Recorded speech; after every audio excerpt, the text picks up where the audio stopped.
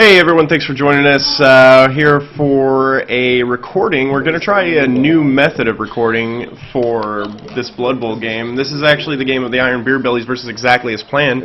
We're going to watch the recording afterwards and commentate on it. I'm here with Sierra Kilo. How you doing? I'm ready to commentate. Excellent.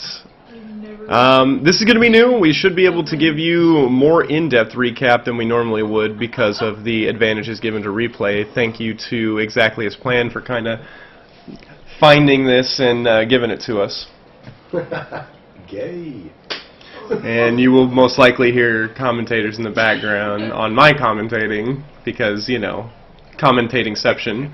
Exactly. If there's no use in commentating unless there's commentators to commentate on your Yeah, it's really ESPN to the max if you can talk shit about not only the players and the coaches, but also the commentators. This would be Sports Center. That's fair. While you do that, I'm going to pour a little more France in my glass. Exactly, because you need that. That's true. As an American in France, it's important to pour all of your France into a pint glass so that you don't seem weak. Exactly. And no pinky extended. You only extend the battle axe that you use to decapitate your enemy. Index finger. Index finger. Extend your index finger. That's of power, really. It really is. I mean, it's the trigger puller, it's the accusation gesture, it's everything. That's true. And they have no idea what it means. Nope. Nope. Nope. Nope. Alright, we can see that setting up for both of them, setting up hard in the paint right there. Yeah. Well, have you hit escape to activate the manual camera? I have. Well, then I'm significantly behind. Alright, so ball hits on the wide zone over on the right from the Dwarves' perspective. It's a pretty good placement of the ball. Didn't have anybody back there, but I don't know if I would have set anybody back there anyways. Let's talk about the setups. Dwarves have a pretty standard setup on the line for the receiving. I don't really have any problems with it. I will say, though, it looks like he wasn't anticipating the Chaos being on the side. I'd agree with that. I think that Chaos setting up as a 5-person on the line is a little unexpected for him.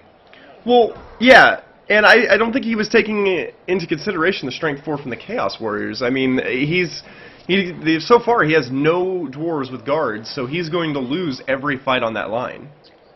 Yeah, and that's an unfortunate thing where I think that he was seeing 5 versus 5 where he's expecting his dwarves to be at least 1 die even.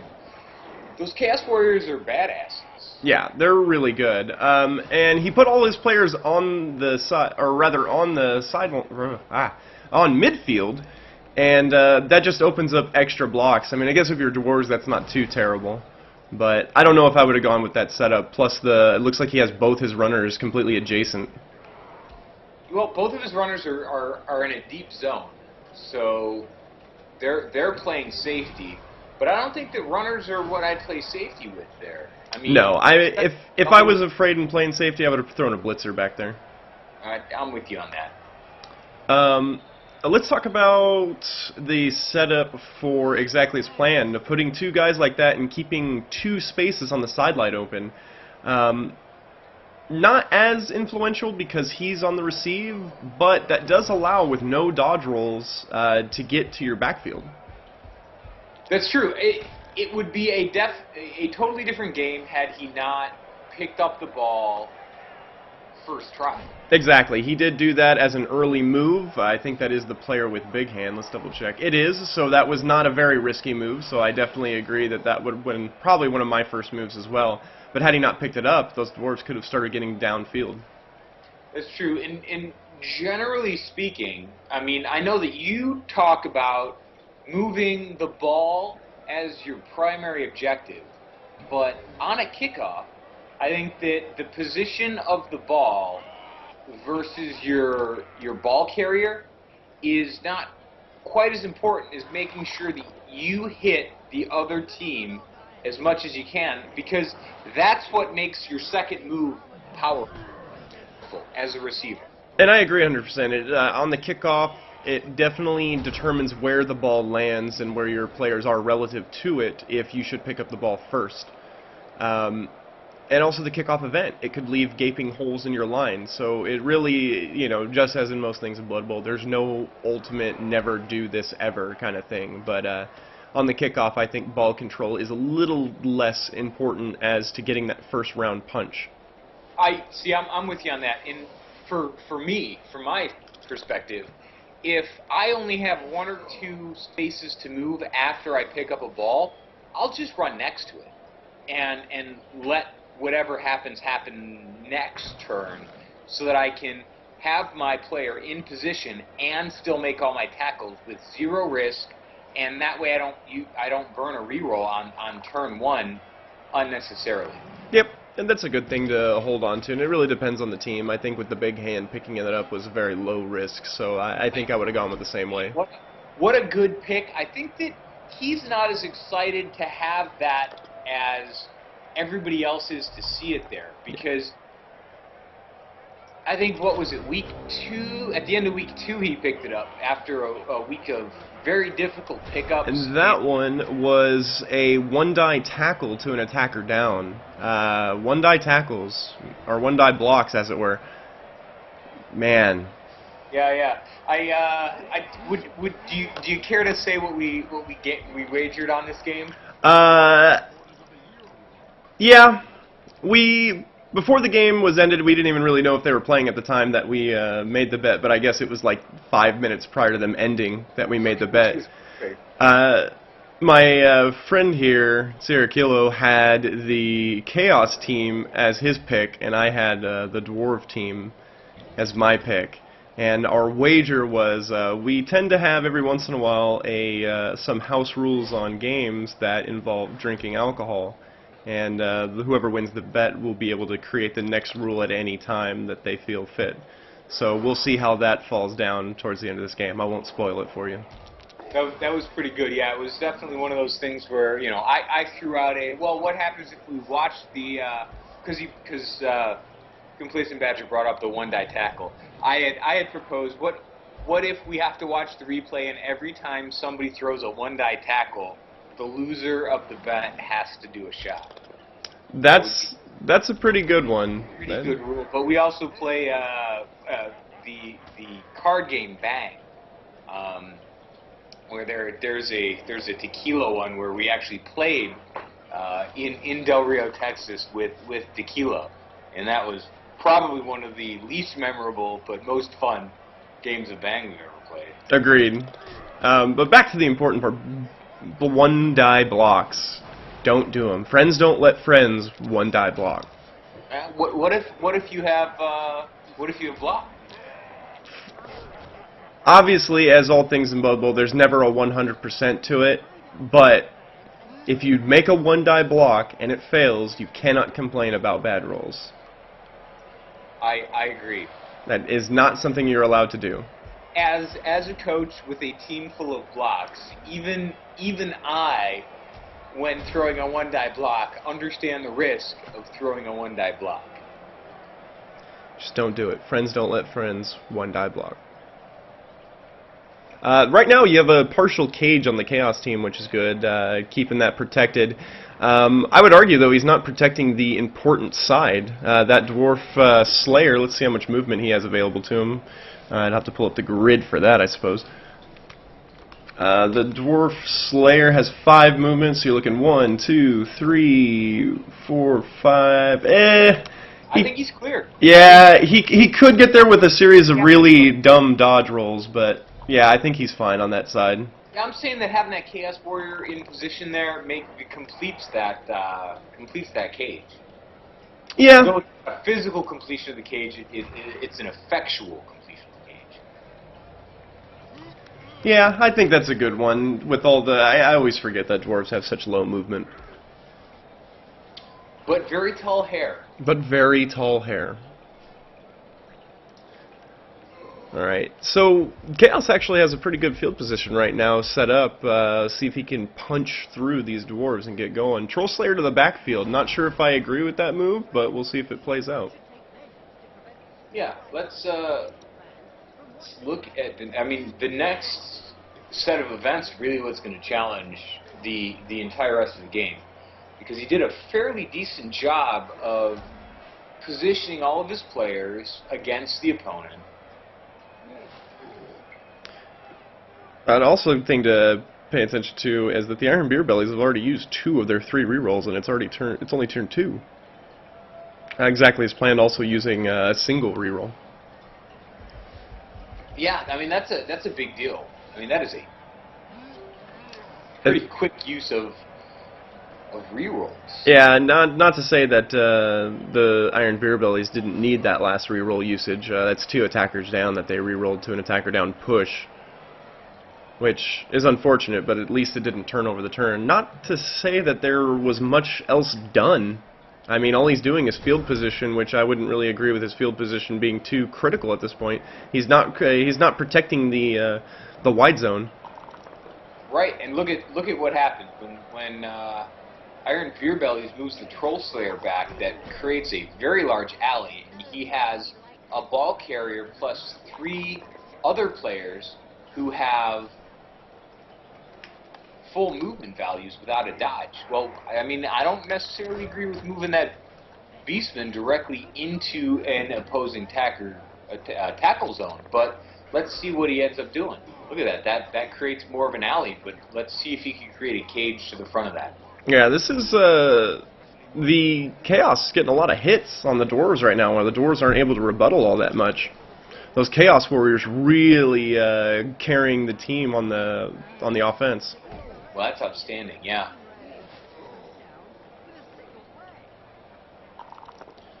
It looks to me like moving those 2 players up will be all that's necessary to create the cage, because he only needs to create the front 2 points of the cage at this point.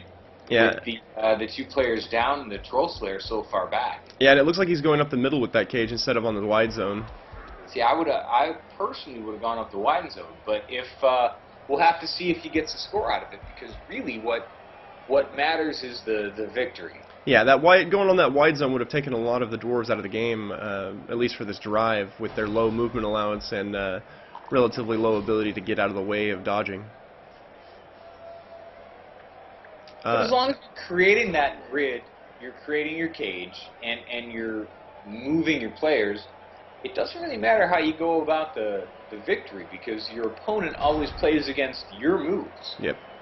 And he's got a really good cage right now. I like what he's doing. Dwarves are having to stand up over on the right side, but he's got a lot of Dwarves in front of him. That's exactly what I'm looking at.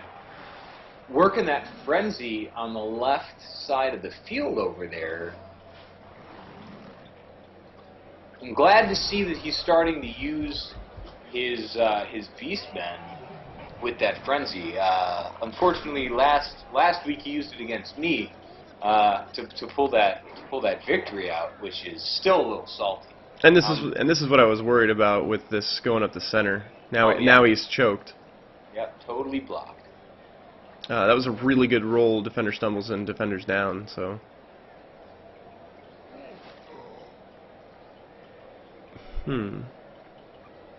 Yeah, he's in bad straits right now and doesn't have anybody downfield as of yet.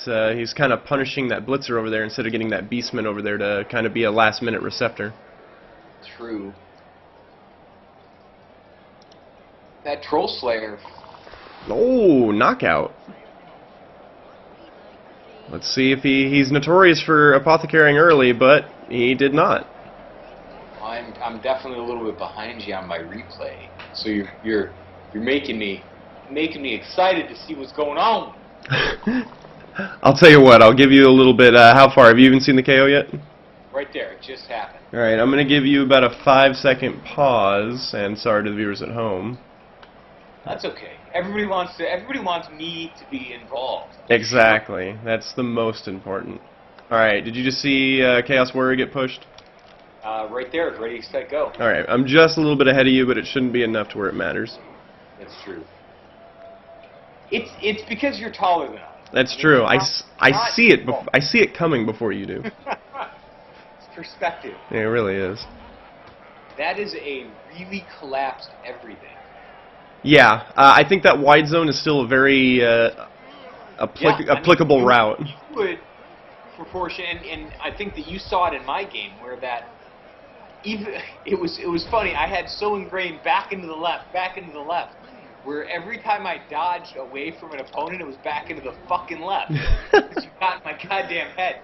But I won 3-1, so can't say that kind of coaching is bad for you. I got two issues already of what's happening. You have, on the dwarf side, you have these two guys down at the bottom, the Troll Slayer and the Runner. It doesn't look like he's making use of his tackle zones. He's not spreading his guys out to give more coverage. He's putting them directly adjacent to each other. It's very unnecessary and waste of time. And then for the Chaos player, immediately doing a block against somebody who's not even remotely within anywhere that matters. And then going for it on that Beastman that's completely unnecessary. That burned a reroll. There was nothing that go for it was going to obtain. Well, I'm with you on that. Where he needs to focus on what's most immediate to him. And while I will agree is getting that Beastman up there is a decent idea, I think maybe getting that ball carrier out of harm's way might have been a more necessary thing to do in the beginning. And do you think that tackle with the Chaos Warrior was the best move, or do you think a dodge roll was a better play? With the reroll, arguably the block was a better move. Because with the reroll left, you're rolling 2 dice instead of 1, you don't have dodge or anything, so arguably that's a better move. But I don't know if getting that Beastman down there right now was necessary. Unless he's going for the pass this turn, but going for the pass this turn, you have to worry about the rebuttal block. But looking at the movement, I don't think any dwarf has the movement to catch him anyways. So a pass from the Beastman to the Beastman downfield right now might actually be a good play. Can he get out far enough to make an effective play? Even if he doesn't... Yeah, he can. Well, he can... He went to the other side and just did a really thick cage, which is not probably, for absolutely no gain of yards. But even if he missed the pass, nobody could contest him without at least 2 going for it to touch that ball. So it would have gotten the ball away from the Dwarves and would have almost been a certain touchdown. Yeah, and that's an interesting play, he's got the clear path where he's got the 2 dwarf players knocked down, the 2 blockers are down, so there aren't any interceptors in between him.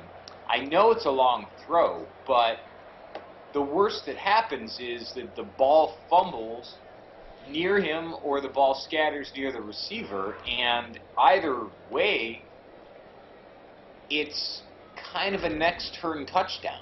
Yeah. And I will say that turn was just a turnover on a 1-die tackle. 1-die tackle. Bottoms up. Yeah. We may have to enforce that next replay. I don't have any booze available. Really? I leave Del Rio and all of a sudden there's no booze available? And by available, I mean not immediately at hand. So, Troll Slayer moving into a position that is nowhere remotely of any use, not even using all his movement allowance. True. I have no idea what he's doing with this. Stood up to Blitzer against the Chaos Warrior. I don't know if I would have done that. That's just asking to get pushed out. Good placement of the runner right there, guarding that wide zone. And getting the assist for the tackle. Agreed. Defender Stubbles applied. We'll see where he pushes him. Ooh, a stun. A follow-up. I don't know if I would have done that follow-up. That negates the assist that you would have gotten against that next Beastman for that blocker to throw. That's really what I have attempted to become an expert on. Not that I'm by far an expert on it, but the positioning of my players to create that waterfall effect, where you take one risky move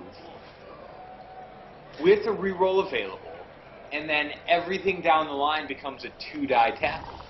He made up for that lack of an assist with the Blitzer by pulling off a Dauntless and an assist against that Chaos Warrior. Pretty big move, and then the blocker getting a KO on that same Beastman. that Dauntless is excellent, effectively utilized. Yep, that was a very good play on the Dwarves' part, and now the Chaos Warriors coming down. It looks like that line is starting to crumple for the Chaos team, spending too much time playing with the Dwarves instead of getting that ball downfield. Right, and Chaos has the opportunity to hit, but they also, I mean, it's like me in week 3 when I played a little too aggressive and lost. When Chaos here, I think, could have done a better job of maintaining separation with the big guys and using the superior movement allowance to make this happen. Well, and this is where the Dwarves get scary, is when they start to outnumber you, because they don't have the strength, but when they start getting those assists, they have all the skills to make a lot of painful acts. He's down by 4 players right now, because he has 2 stun, 2 KOs. So this is where now the ball carrier has nowhere to go, has literally nowhere to go. Anywhere he dodges is going to be bad. But at least he's sort of evening it up with this Chaos Warrior over here.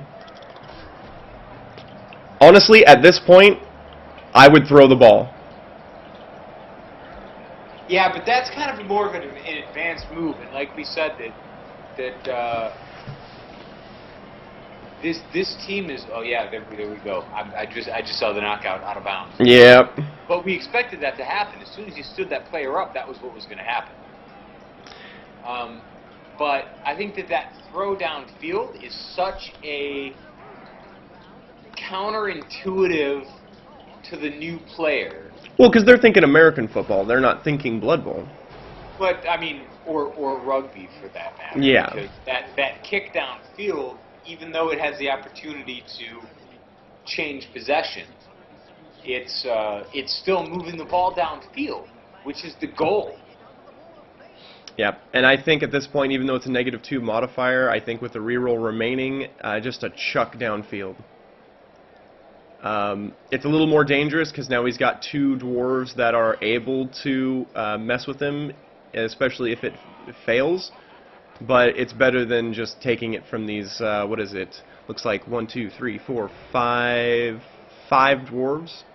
Yeah, he's sitting in a position where it's scary to be that ball. Oh, carrier. dodged out. No negative modifier because he got that dwarf out of the way, so was able to move into good position. So that was a pretty good move right there. He was able to make up the difference with that blitz to make it a no negative modifier 3+ dodge roll, and then 1 going for it, which again I don't know if that going for it was necessary. I think that going for it actually put him out there a little bit more than was necessary to do. If I were to use that going for it, I would have a plan. But he is naked to the front of that team. I mean, that blocker and that Troll Slayer are in his face. Yeah, and that going for it made it a little bit worse because at least the Chaos Warrior could have been there to stop at least 1 or 2 assists and make it a little bit more difficult if he would have just stayed back 1 space. The blocker right here, he's forcing a dodge roll, but it's not going to be any negative modifiers if he just goes to the right. Which will most likely be the blocker moving right, moving forward, and then the Troll Slayer blitzing. That's a fair assumption what's going to happen. Picking up the players. We do have that runner in the right-hand side that's free to make an action as well. And that might be a better play than actually dodging the blocker. I forgot about that runner over there, completely uncontested, as well as the blitzer, which I guess he's getting the assist from the blitzer. Oh, there you go. So, a bunch of options. He picked the blitzer, which I see nothing wrong with that. No, that's a... Actually leaves the runner available to pick up the ball in case he dislodges it. Yep, excellent choice.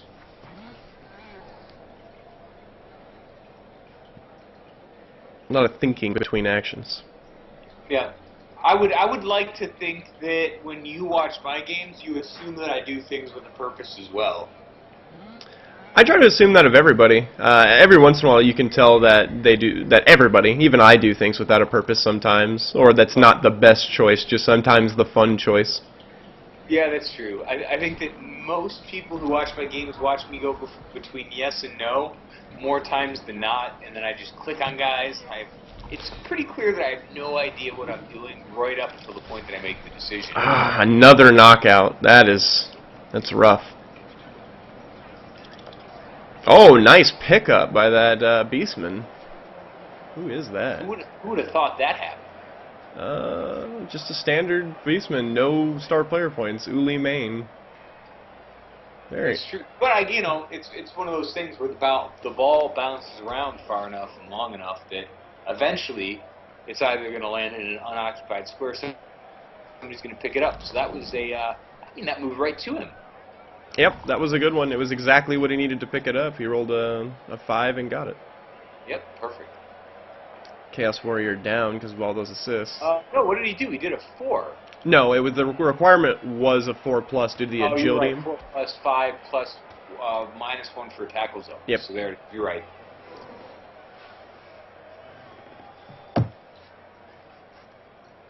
That's good. That might be one of the things we could do during the game as well, is to uncryptography the dice log. Yeah, and it's one of those things that, because the dice log puts it so awkwardly that if you just know the rule book and know what's on the table, it's a lot easier to decipher. Yeah, it's why that was the curiosity in my mind, was like, I don't understand why it would be then it's plus a negative. I mean, it just that shit just cancels itself out. Mm-hmm. You have to realize that this game wasn't made in the United States, so their method of doing math is totally wrong. Exactly. It's imperial system or bust. Right? Okay, so we're looking at a similar but worse situation than last turn that he came to, but he pulled out a pretty good turn last time, so let's see what happens. Defender down on that runner. That's going to make his backfield pretty useless at this point. Yeah, I just don't see. Nice stun. But again, that's just luck. You can't anticipate that happening. Yeah, I think I might have used that blitz to get out of this hole with the Beastman. I don't know if I would have used it to stop that, because at this point, oh, he goes for the pass. The interception failed, fumbled pass due to the -3 modifier. Now this is an instance that, with the -3, it was probably a pretty tough. So he's getting to the point where he was just, I need to get this ball out of here, but he chose a little bit late to get it out with a -3 modifier. Yes. The ball is actually at a relatively advantageous spot. It's adjacent to one of his players as well as one of the dwarf players. It is contested, but it's even if he can get a player loose, but there are no loose players. The dwarves have 2 blockers against the Chaos Warrior, which means they're going to have to dodge away if they want to make a play on it. And with their agility value of 2, that's not a super sound move. No, and one of his runners is stunned over here, and one of the stunners is on that wide zone again, so the 2 runners are out of this. In that I can't see your screen, if you're going to talk about here, I would at least appreciate you saying here. Here! Yeah. That way I can echolocate where you're talking about that player name. Oh, I guess that's the blocker, not the runner. Where'd that other runner go? He was the KO, wasn't he? Let's go check the pits. Nope, that's the blitzer KO. So the other runner is somewhere hiding, and all dwarfs look the same. I hate to be that guy, but the runner's on the right side, wide out. He's got 2 runners though. Where's the other one at? Oh, the one that just picked up the ball. That's Ulrim, his star player, basically. His star. Look at that guy go. Oh, Ulrim picking up that ball. I didn't even see where he was at because mostly I'm not paying attention to each. My absolute favorite thing ever would be a dwarf runner with very long legs. Yes. If somebody could make that happen, I would buy them a beer or 12. I think the only way you can do that is a Chaos Dwarf. Because I think they're the only ones that can get mutation in the dwarf family. Is very long legs considered a mutation? Yeah, it's either, I think it's a mutation and considered extraordinary. Huh. That seems fair. That would be why, The Goblin teams have them, huh? Yeah, it's just because that pogo stick, so they just automatically get very long legs. Well, that makes sense.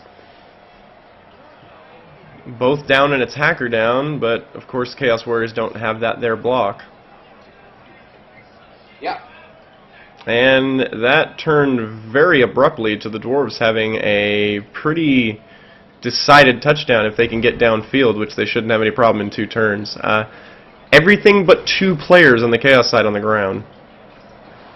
Right. Plus, more importantly, they're all between their opponent and the ball.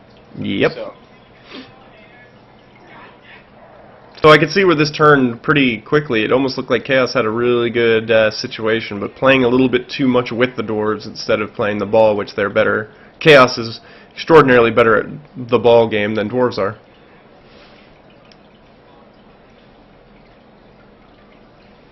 I mean, that was a very solid move. I mean, just constant pressure from the Dwarves when the Chaos just really wasn't having any luck moving the ball. Yep, between rolls and then just picking the place with the most resistance rather than picking the place with the least resistance.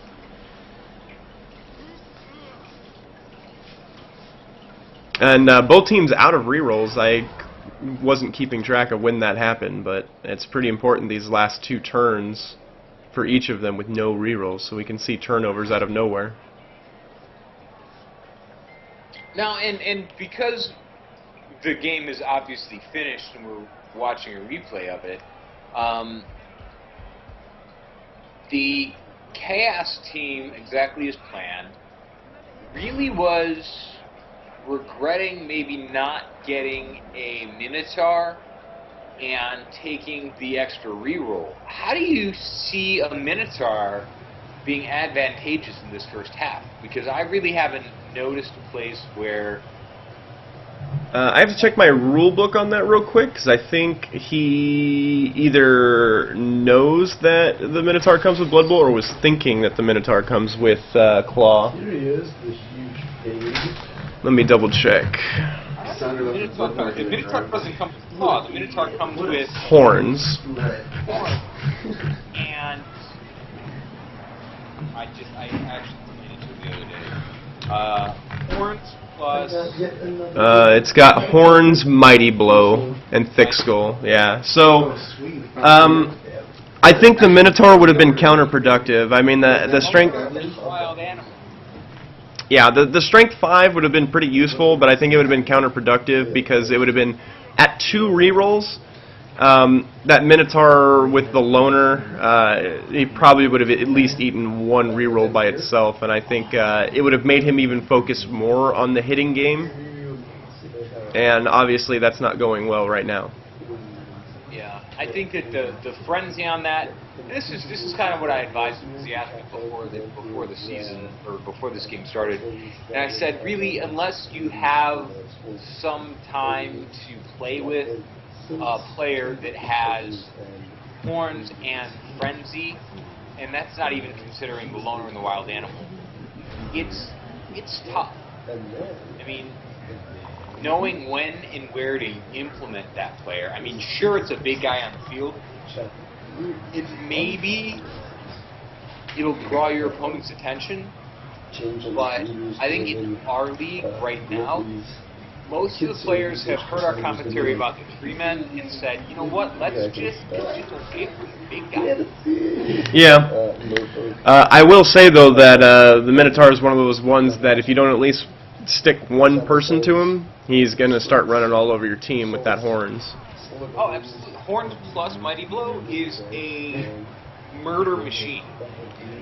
Yeah, but at armor value 8, armor value 8 is not shabby at all, but it is the potential of getting one of those early lucky injuries, and there goes your 150,000. But they have Thick Skull to combat that. Well, the Thick Skull only really downgrades from a KO to a stun. I mean, it's not a huge saving grace if somebody just gets a tarted roll. No, you're right.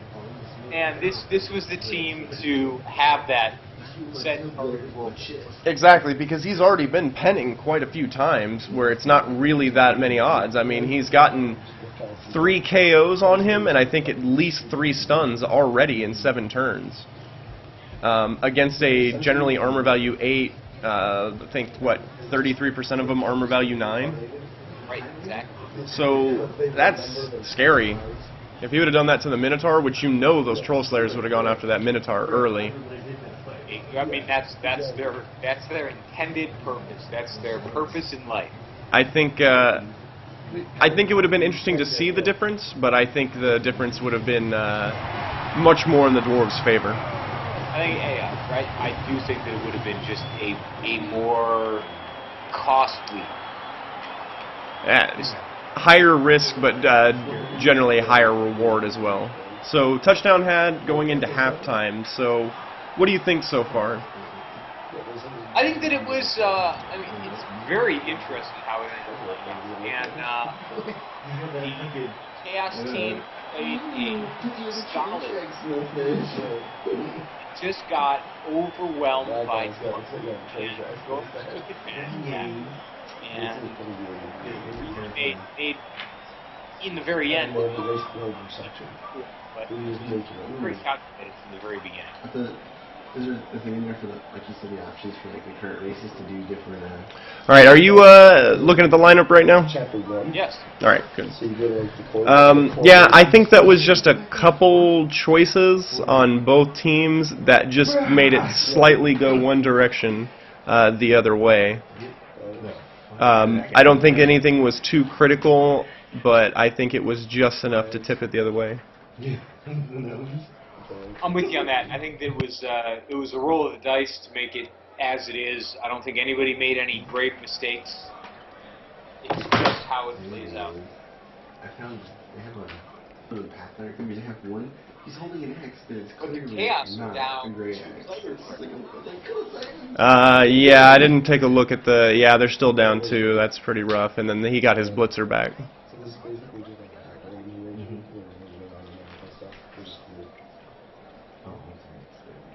Putting everybody on the line for a kickoff. Yeah, I don't. And obviously, it seems so backwards that he's receiving and he's pulling his guys away when he would have the assist. This just goes to show just not understanding the situation at hand. Yeah.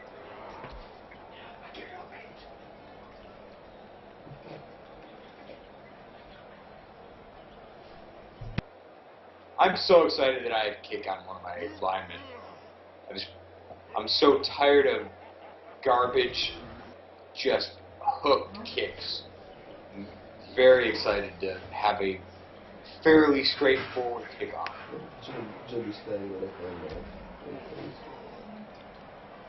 And we look at that same setup for the Beastmen with the wide zones open. Right? And obviously the Dwarves not leaving the wide zone open, obviously them being on the return, not that important, but it's good to see them kind of protecting their backfield. True. And having those Chaos Warriors on the outside is an interesting move. I mean, being the right side being alone is an invitation to be tackled, in my opinion. Mm-hmm. And that's the side that I'm going to blitz, and that's the side I'm going to go to.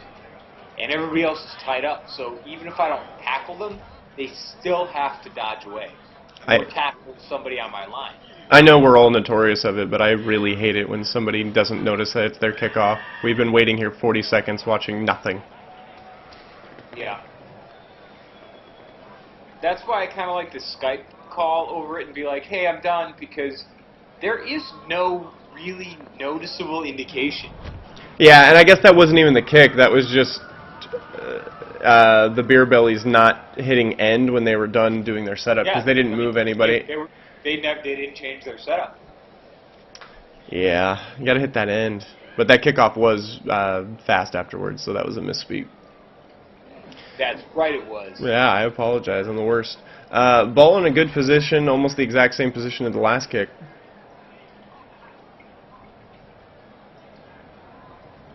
Let's see how we move around that. Let's see if he puts... See, that's not where I would have gone with that.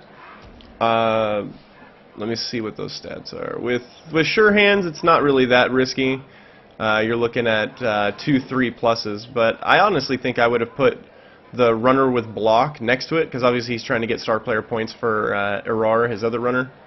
Yeah. I would have at least put Ulrim next to the ball, just in case of if you failed it and then it bounced into Ulrim's hands. I'm with that, and I would have put the first runner in a fair position, and then done all of my blocks, and then moved the runner that I wanted to be the ball carrier up. Yeah. I think with sure hands, though, taking that ball pickup as your first move is generally not very risky. Yeah, but you're still using the word generally, in indicating that there is a chance of failure. I mean... There's a chance of failure with everything. I would say, I mean, technically it's almost the same as doing any dice throw of blocks, but I guess the difference is if you use a reroll, you get 2 more dice instead of just 1/1. Yep. Dauntless. Yep, taking out that Chaos Warrior. Didn't even need the Dauntless. Well, I guess he did because he was strength 3, so yeah, that was a good move on the Dauntless.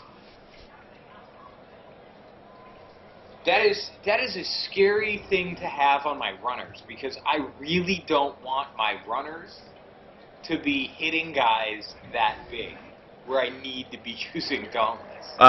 Well, it's one of those things that if you need to get him out of a hole, like we saw with the Chaos that was in earlier, and the easiest route just happens to be through a guy who's strength 4 or higher, that can make the difference. No, I don't disbelieve in it, but it's the chances. It's really like giving the Air Force guns. If the Air Force needs to be given guns, they probably shouldn't be there in the first place. Yeah. Wow. Not throwing any dice in the center. I can see not wanting to do 1 or 2 die tackles. And then I guess that's the best move, honestly, if you're going to put 5 guys on there without any assists. I guess I got nothing wrong with that. Just keep bodies there. Yeah, I mean, you're forcing dodge rolls. I don't think I would have put 5 guys there. Another guy off the pitch. That's rough.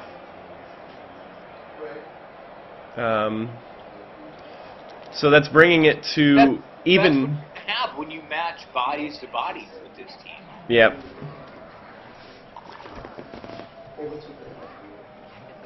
Good use of both horns and the Pushing. the blitz. Yeah, that was a really good play by exactly his plan, and Hustler won. That was a good choice, pushing him back and then getting a blitz to get him off the pitch. It's a real easy way to get those dwarves out of the game. Well, that's the easiest way to get the dwarves out of the game. Mm-hmm. He's lucky, though, that he didn't need an extra support on that player. Yep. And then 2 attacker downs on that block, rerolled to push. Trying to move that line forward. It's a tough one. It's tough trying to move that line. All those move forward, though, you're kind of taking away your assist. That last Beastman, if he didn't move forward, would have gotten an assist. Yeah, I think that using the follow-up was not necessary in any of these moves. Agreed. Badly hurt. He rerolled and applied the badly hurt, obviously, with the apothecary. That's one of those ones so late in the game, I might have done the same decision, because once you apply that badly hurt, he basically just is not hurt at all and will come back the next drive.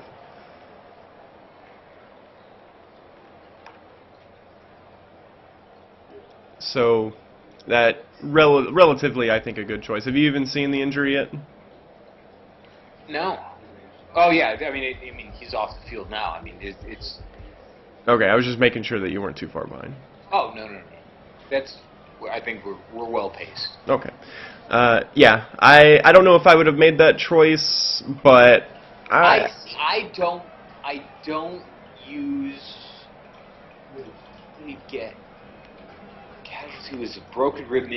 Well, it was originally a badly hurt, and then he re-rolled, and he, instead of applying the broken ribs, he applied the badly hurt. Okay, well that makes perfect sense. I mean, I probably wouldn't have done that, but I have a player in reserve, and I'm taking a werewolf out of the game into next week, but I'm still going to be able to field 11 players. Mm-hmm. Yeah. So the only time that I use my apothecary is if it's a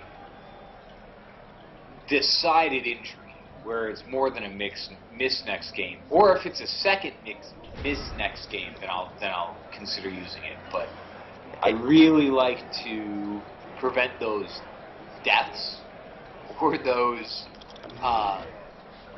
status diminishing injuries or the niggling injuries. Those are kind of what I keep that apothecary for. So a miss next game. I keep saying mix. Miss next game is not really like, this is the first player that he's had to do that. Well, and once again, he didn't re-roll it because of the broken ribs. Initially, it was the badly hurt. It was no result. Basically, the player is out of the game. Yeah, and that's what kind of throws me for it. And that's just because he wanted that player to not be off the pitch for the rest of the game. But I don't know if there's going to be another drive other than this one. So that's kind of my point, where if somebody doesn't score in the next 2 or 3 turns, that was wasted if somebody gets actually hurt. I'm in agreement with that. I don't have any problem with it. But once again, it's a technique thing. I'm more along your sides, but if people like to re-roll seeing that badly hurt, that's a certainty to make that apothecary work for you. Right. Good blitz over there to dislodge that ball. What did that blitz have? Because he picked the defender down, so I assumed that there wasn't a push involved. Because I would have chosen a push in any circumstance. Really? You wouldn't have just taken that ball out of his hands? No, I would have knocked him out of the field for sure. Oh, you're talking he didn't have the option to put him out of the field. What did he have? Well, because we can't see it with the. If you have the dice log, you can see it. It was a defender stumble push. It's all the same thing. It still pushes them, but he was 2 spaces away. He wasn't going to be able to get pushed off the pitch, and the character doesn't have frenzy. He pushed him towards the pitch. Oh, you're right. He didn't have frenzy. That's my fault. I was thinking of the other players. No, yeah, he. No, that was definitely the mistake. My apologies. No, that's fine. I've had a little bit of France to drink.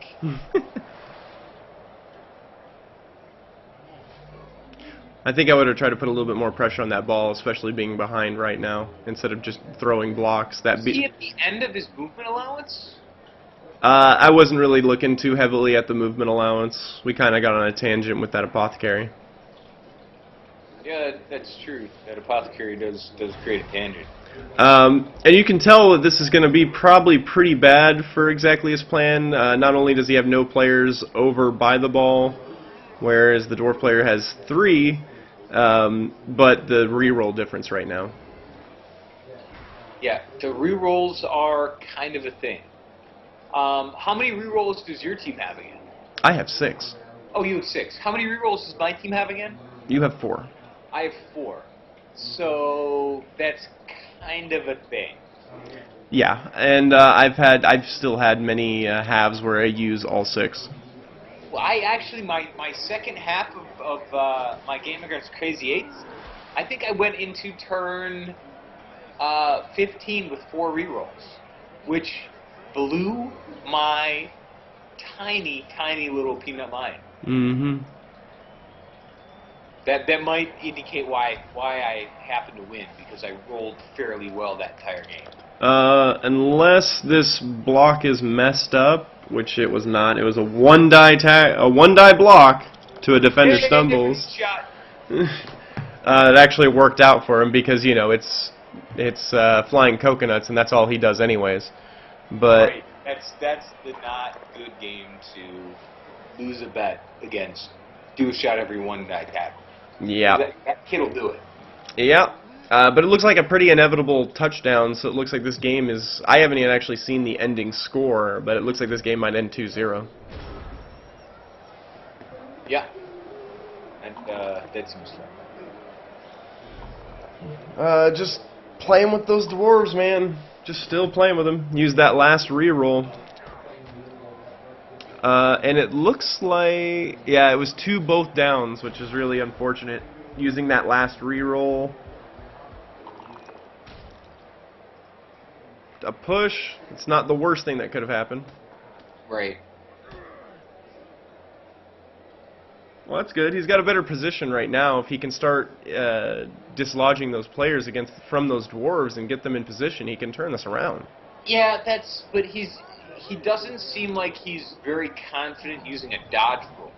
Yeah, he picked up that Beastman, and instead of moving it into a better position, he's just standing it against that Troll Slayer. Which that Beastman by that Troll Slayer might have been the best secondary against that runner over there. See, I'm with you on that. That's the money move. Oh, look, another 1-die block. Hey! Shots. A relatively unnecessary, and then not following up means that you're going to get more assist against you. That was probably, it's going to be a pretty critical move right there. That was bad. That blitz. Yeah, if that's that's going to be the first move in this entire game that we can categorically say was a poor choice. It was a 1-die tackle that resulted in a push that all he did was make it 1 less roll for him to get more players to assist his runner. For no gain. Hell, he could still be blitzed by that blitzer, knocked off the pitch. The runner could go over there. I mean, that was all the bad. And I think that just comes from, I obviously don't know what they were talking about at the time. He may have just been pulled by something else in real life, or just, at this point, he's so ready for the loss that he's just not playing well anymore. I mean, that kind of happens. But there's four turns left, you're down, and your opponent has the ball, so... on your side. Right. In a very fair position to take it. But as you and I both know, play Blood Bowl to the last turn, because anything can happen. Well, exactly. His plan knows fairly well how that last turn can benefit you. Yep. Alright, I'm really interested to see how this works, and if any of the things that we're calling bad actually go into play, or if I'm just an asshole. No, we've established all the things. Mm-hmm. No, one of them being you're an asshole, but whether or not that has any bearing on the Blood Bowl game. That's true. Well, here we go. Blitz with that runner that was open up. Ready, steady, go. Probably not the area that I would have blitzed. I would have probably gone one more to the left, but it works. Defender down. There it is. Exactly what we talked about. Not following up was critical. Didn't have to do a dodge. Right. So most likely going to get this touchdown without even using a reroll for this half. And that's inconceivable. Yep. That's pretty crazy. And it didn't really have to do with good or bad rolls. It's just opportunities. Making that choice, that was a good one. Put it right there. Make that Beastman a little bit more pain in the ass to get towards that runner. Move it downfield. Good choice. No risk. Just put it forward. See, I would have moved that. I'd have moved the blitzer down one more to make it a two move. Well, he's only moved the 2 runners. Those are the only things he moved. Oh, he did it. He's good. I'm a half a second behind you. Ah. He moved it in a good position where there was no way that guy would have been able to affect that ball run. Yep. So it comes down to that Beastman that's hanging out with that Troll Slayer to fix this, which he's very capable of. Yeah, moving on to 6.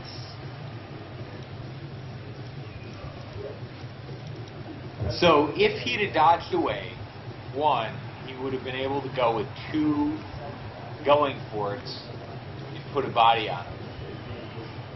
Well, now he can do 2 dodge rolls and 1 going for it and blitz it, which isn't the worst. The first dodge roll is going to be the scary one of a 4+. Yeah. And he doesn't have a reroll, so that's pretty much out. Yeah, that's not a move that I'd make. Well, I've made some pretty desperate moves. I don't know. Nothing else matters. I've done three dodge rolls to going for it, and a fucking no die, one die, or no re-roll one die tackle, and succeeded. Well, and it comes down to no matter what he does, first, it won't affect whether or not Iron Bugle is going to score, and second, he still doesn't have a reroll. So everything else is just as risky, but less important. Agreed.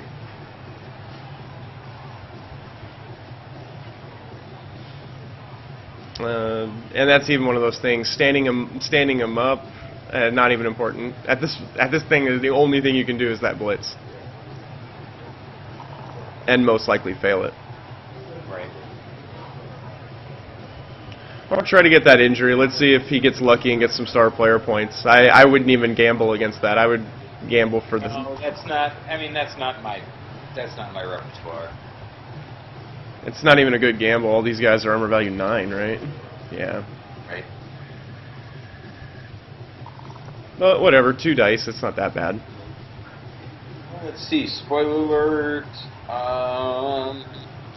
Sunday Speedwalkers pick up a dodge. Nice. All right, let's see. He doesn't have many more moves to go, so there it is. Oh, failed the first roll. That happens. He failed it by only 1, though. Well, a failure is still a failure. Well, an interesting game, to say the least. We'll watch it to the end, but... No, I'm glad that we were able to watch it. Yep. It's definitely one that you and I talked about as being probably one of the more interesting chess matches that we're going to see this year. Yep. And by year I mean season, and by season I mean however long it takes. Yep. Nope, I'm going to cancel out these cinematics. There you go. Alright, I'm back on the line. Wish there was a way to just speed this up ever so slightly.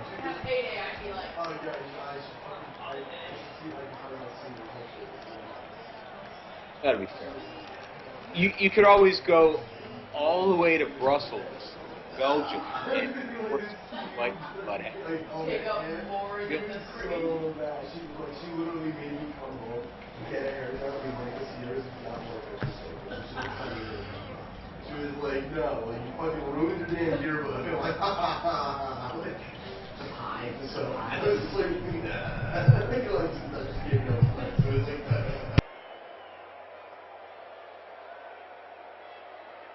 Yearbooks and Evil Laughter also make me very excited. Good choice on the microphone action. They moved to the back room, but then just got louder anyways.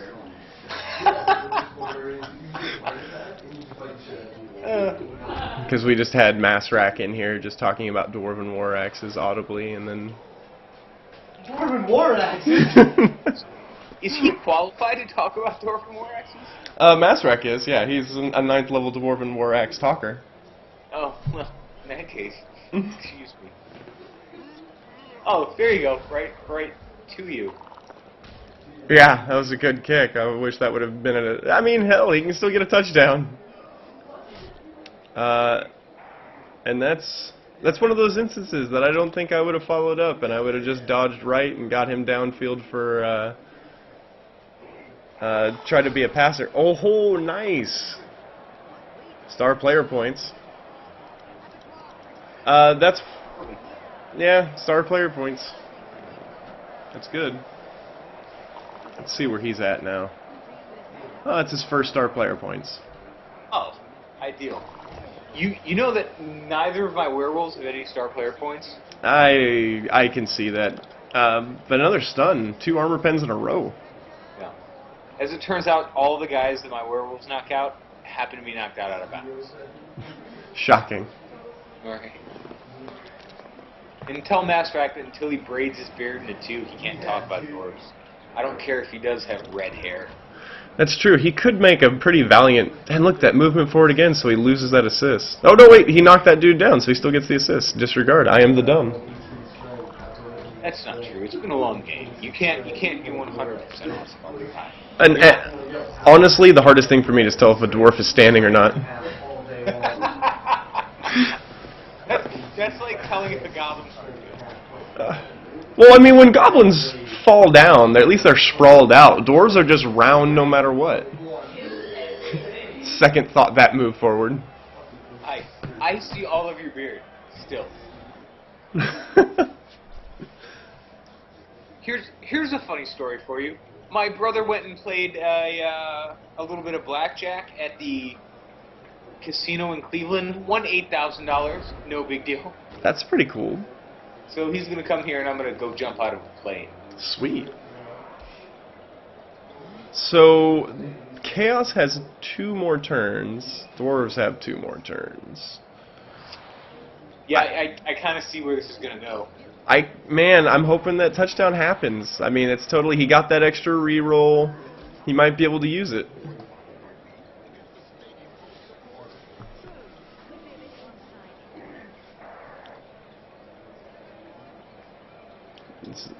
I'll be honest with you, I've got to play the Dwarves next week. I play the Demons of Corn. Yeah. How do you feel about that? I don't know. You can play a couple times, yeah? Yeah, I have a pretty high-level single-player Corn Demons team, so I know just about everything about them. But after watching your game against him, I you know, and I hate being this guy, but I feel a lot more comfortable.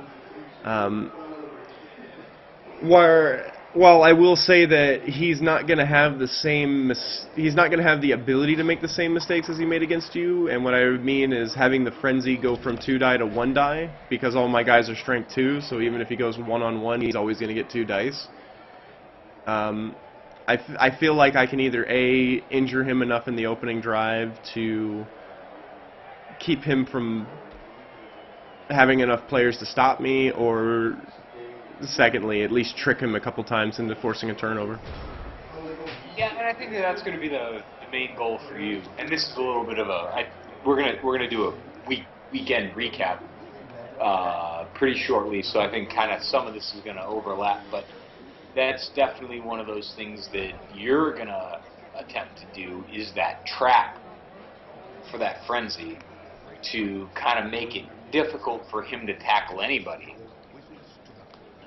Yeah. And my goal against the Dwarves is to use my movement allowance effectively and to create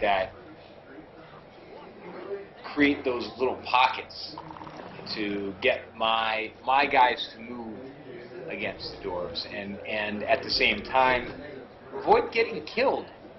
I think that's going to be one of my major goals. I think you need to play like Wood Elves. Yeah. I think I did an effective job of that last week, and I'm going to kind of parlay that into next week. Man, it just sucks to watch this in the last 2 turns lay down Dwarves. Yeah, I definitely would have liked... I mean, that line, it didn't do anything for him. I know, and then he had that Chaos Warrior that was completely open that could have started going downfield for the catch, and then he just moved it 1 space that absolutely achieved nothing. Right, moving back up. I mean, it's just... A lot of lateral movement that achieved nothing. Create a area where you can move the ball. It's turn 15, and you move the ball behind the midline to the center of the pitch. And there aren't any options. If he had just a receiver, or if he'd actually do some movement instead of just hanging out. 1 star player point.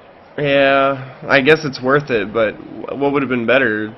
That or at least 3, if not 4. To me, that's not... I mean, that's what the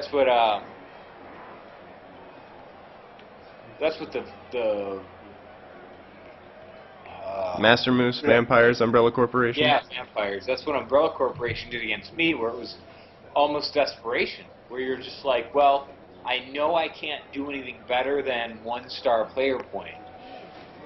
And I think that he could have done better. Yeah, probably.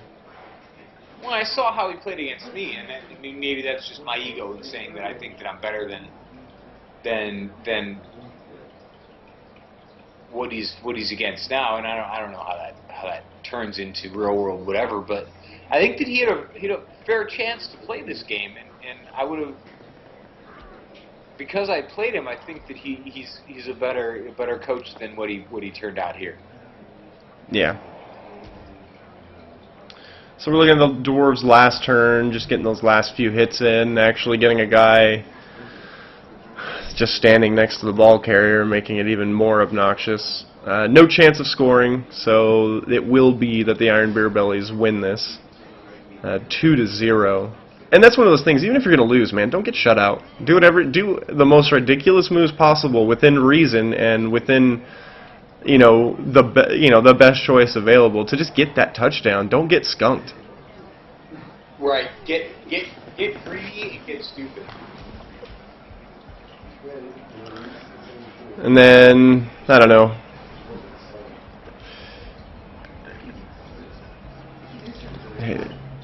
All that push. Yeah. Roll a 6 on that Dauntless. That's the way to roll. Uh-oh, all that frenzy. Failed that going for it. Failed the going for it twice, actually. Wow. Derp. And we'll just see what he does with his last bit. It just goes for that tackle. All right. Wow. You can't get a touchdown anyway, so might as well just try to get those star player points. Yeah. Odd choice for the follow-up, no longer getting the assist against that blocker over to the right.